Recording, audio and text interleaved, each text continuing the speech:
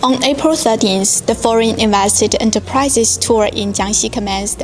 At the same time, a group of guests with investment intentions in Jiangxi also gathered here.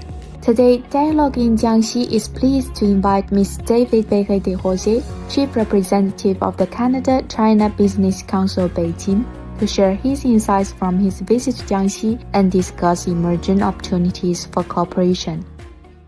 First of all, a warm welcome to you, Mr. David Perez-Des Rosiers. Welcome to Jiangxi. So, could you share with us during your visit to Jiangxi, was there any particular scene or detail that gave you a new perspective on Jiangxi's openness or development potential? Well, first of all, thank you very much for having me. It's my first time coming to Jiangxi, so I think part of this trip was to understand a little bit better about the key advantages and what the province has to offer. One of the reasons why we came is we see great potential in terms of agri-food cooperation, food processing, but also I think more broadly in terms of green transition, new material, new energy as well. There's great potentials to explore there. We do believe that this is also aligned with what Canada and China are trying to do in terms of promoting bilateral trade. Also, Jiangxi aims to become a new highland for inland opening up. So regarding like cross-border trade or international talent services, do you have any experience to share with us because you have already in the business so long? Sure. I would just say that platform like the one organized today are great opportunities for foreign businesses to understand a little bit better what are going to be the priorities and the policies that are part of that strategic plan and initiative. I think from a Canadian business perspective, engage in dialogues where foreign businesses are able to provide some of their suggestions or perspectives on the new plan. Actually, Jiangxi is prioritizing the development of new energy, new materials, high-end manufacturing, and also the digital economy.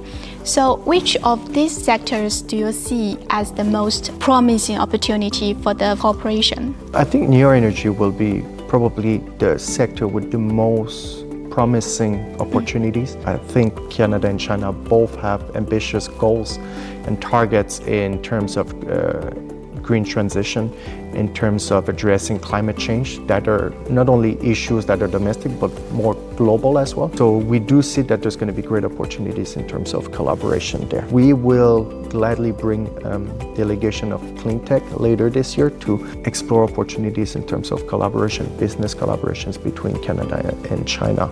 As part of that delegation, we will share what is happening in Jiangxi as well. And who knows, maybe some of those companies will take some time as well to visit Jiangxi. Actually, China continues to improve the international business environment.